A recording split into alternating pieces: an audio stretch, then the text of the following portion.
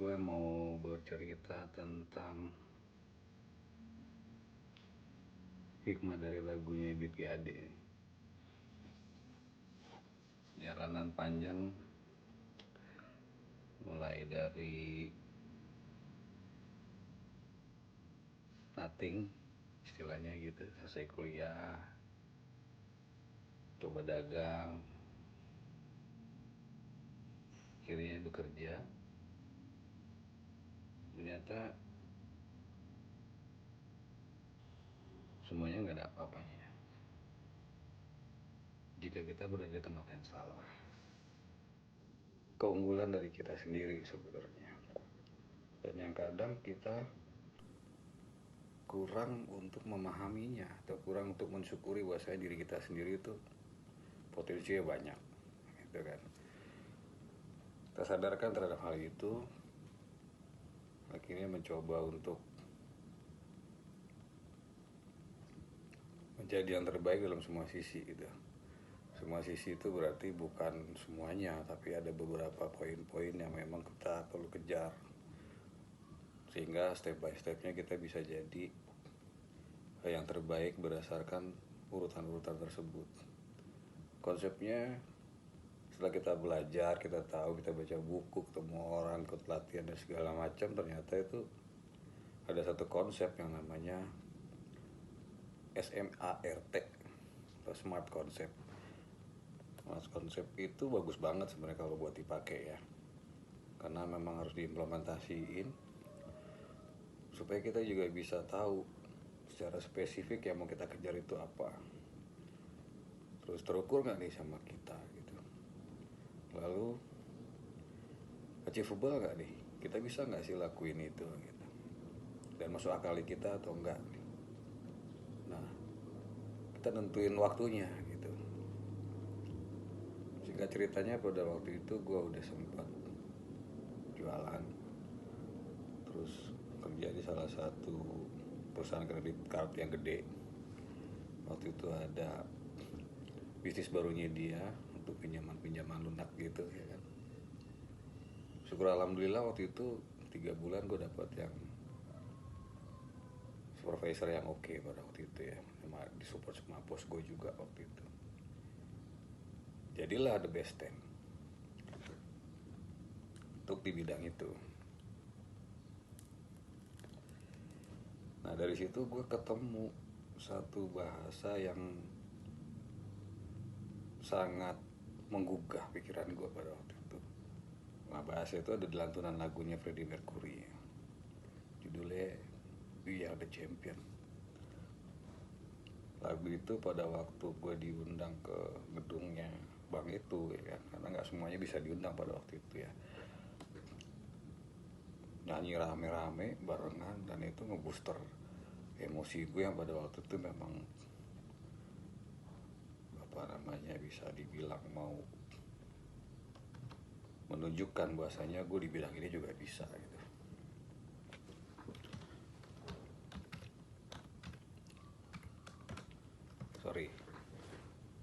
Terus sampai ke proses itu ya kan, semuanya menjadi lebih baik gitu, kesannya menjadi lebih baik. Karena emang betul juga ada informasi mengenai alam bawah sadar itu ya, itu nganterin kita emang buat kita jalan ke depan. Bad or goodnya kita itu memang tergantung dari bawah alam sadar ya, itu versi kita, tapi tetap semuanya nggak lepas dari peranan Tuhan ya, yang selalu guidance kita nih. Kalau kita sadar, kita ikro aja itu tahu gitu. Nah, dari situ terus berjalan, akhirnya gue pindah perusahaan itu buat challenge, dan memang satu sisi gue perlu pemasukan yang lebih gitu. Akhirnya gue ketemu satu perusahaan Denmark. Nah, syukur alhamdulillah waktu itu gue lebih sering atau lebih banyak bekerja di perusahaan asing.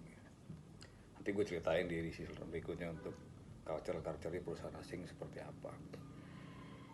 Nah dari situ tumbuh banyak motivasi, how to create the sales, how to make it relationship sama orang, karena gue sebenarnya dulu termasuk tipikal yang introvert ya, nggak terlalu banyak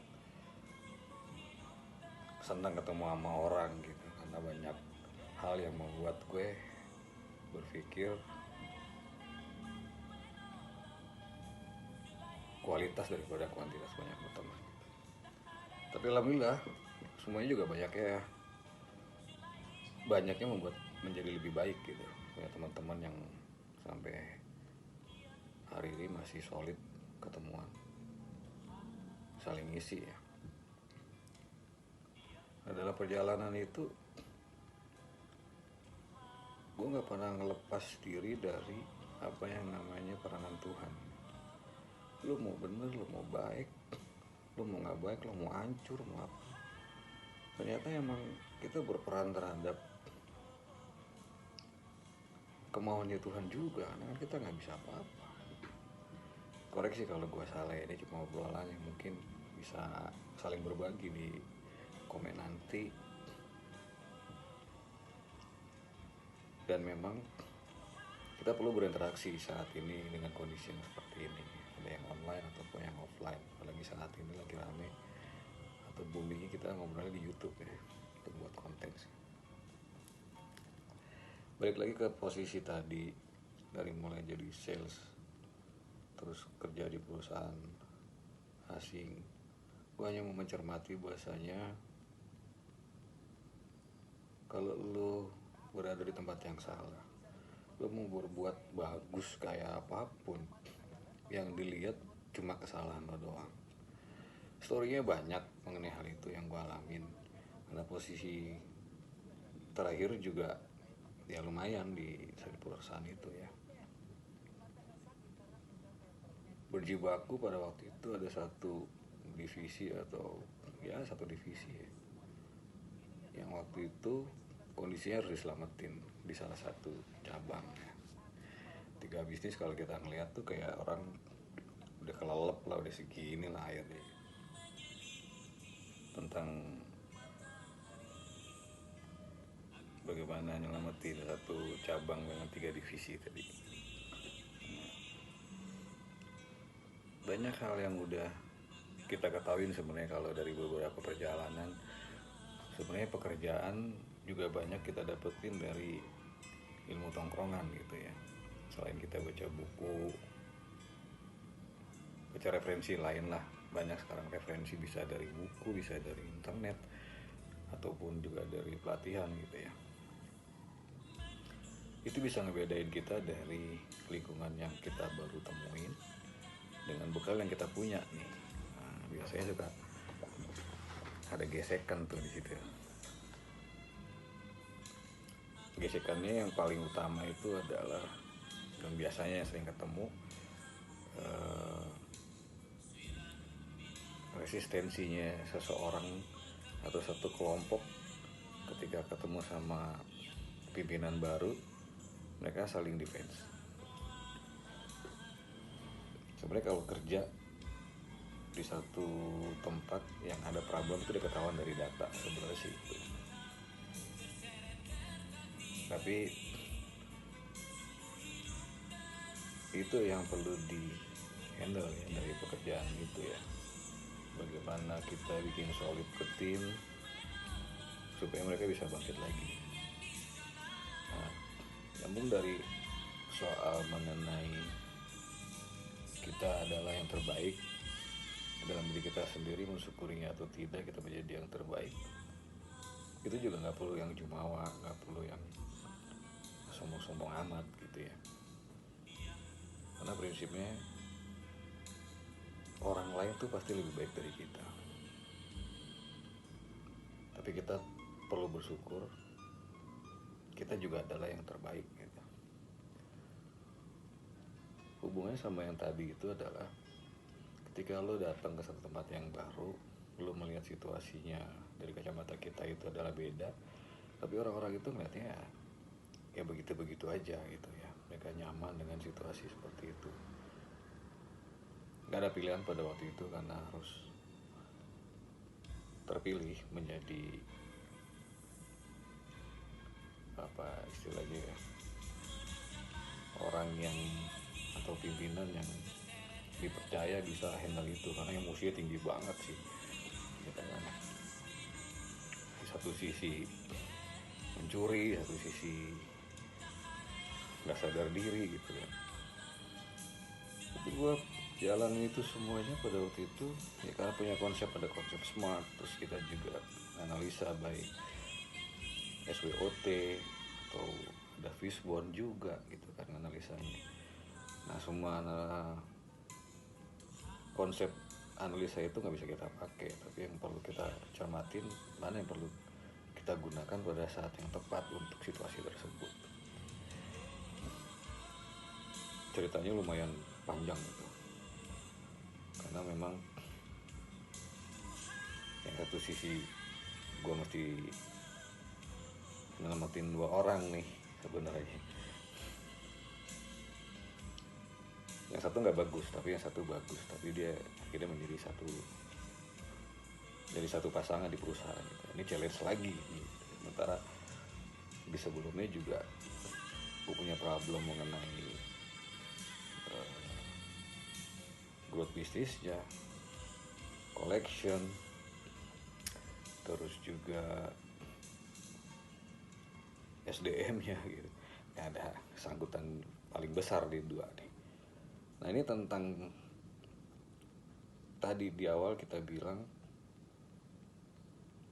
kita berangkatnya dari nothing dan juga kita akan menjadi nothing, kayak lagunya Ebit G.Ade tadi gitu ya. Gak ada yang bisa nolong kita selain kita sendiri.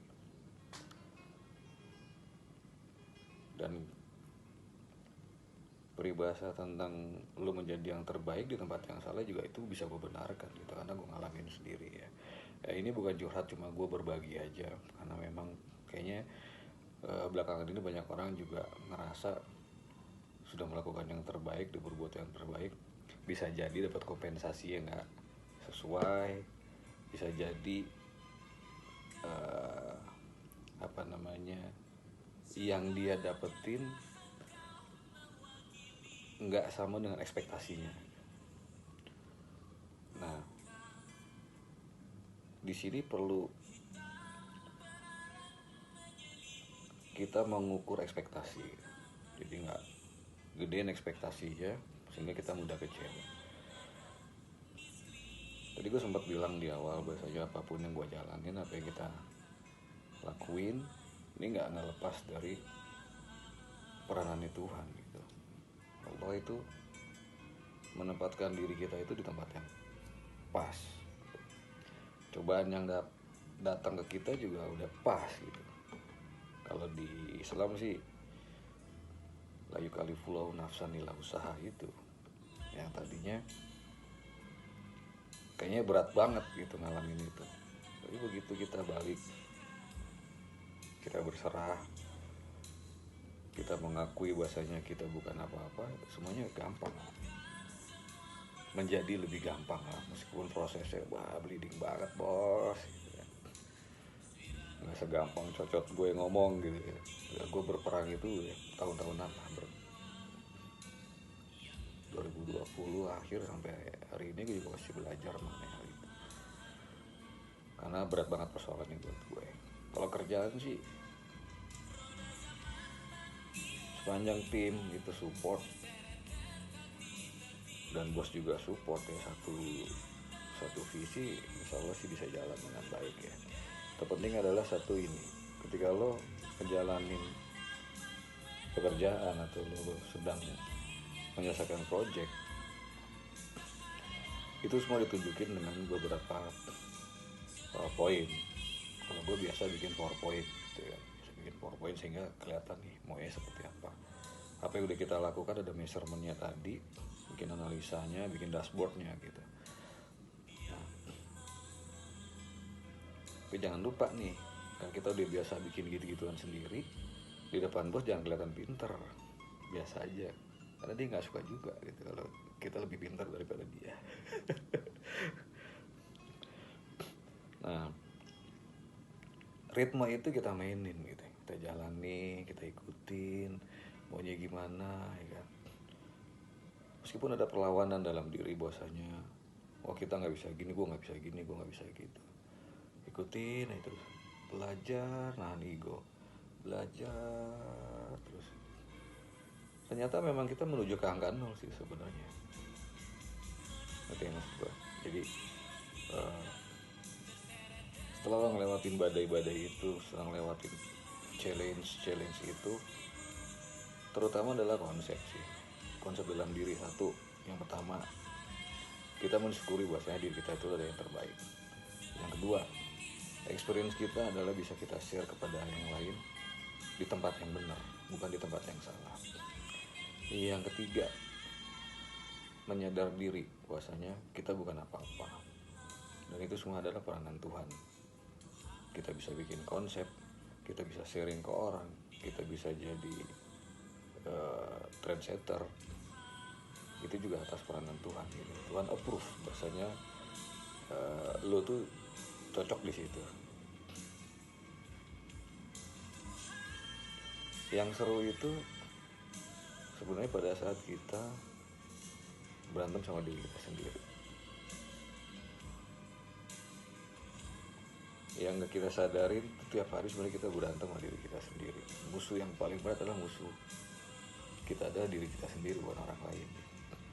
Orang lain mah udah pasti lebih baik dari kita, ya pasti.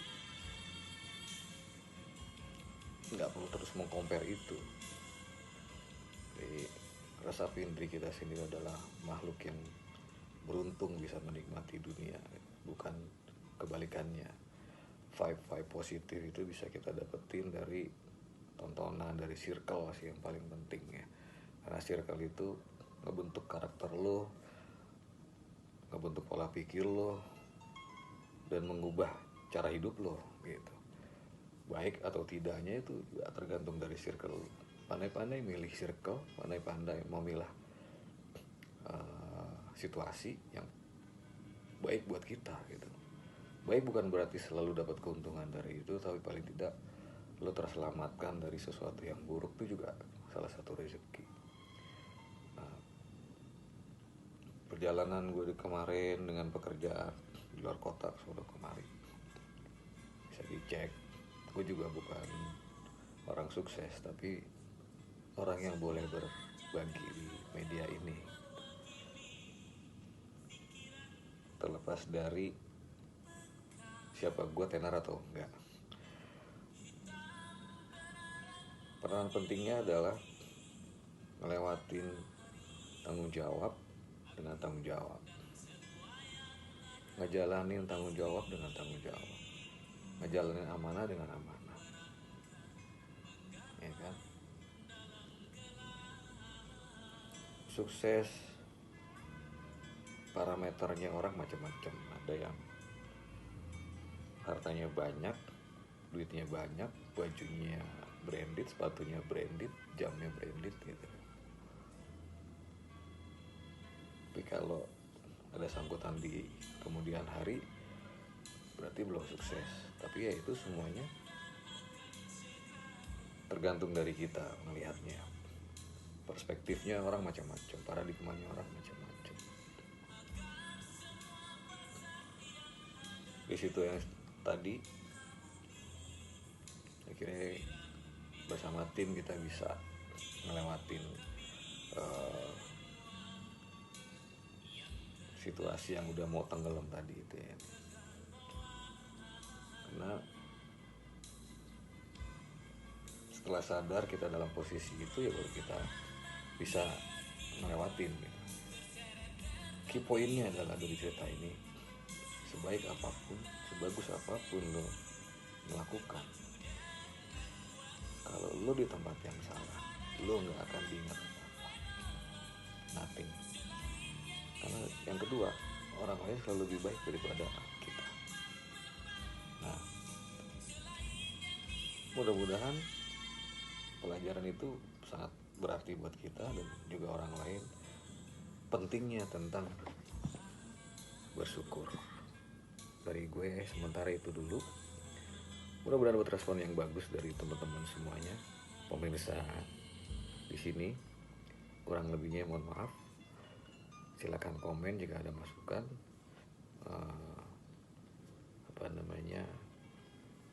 Bebas saja, yang penting sopan. Makasih, selamat pagi. Semoga hari ini terus menjadi yang lebih baik untuk hari esok. Hari ini adalah yang terbaik untuk hari esok. Salam.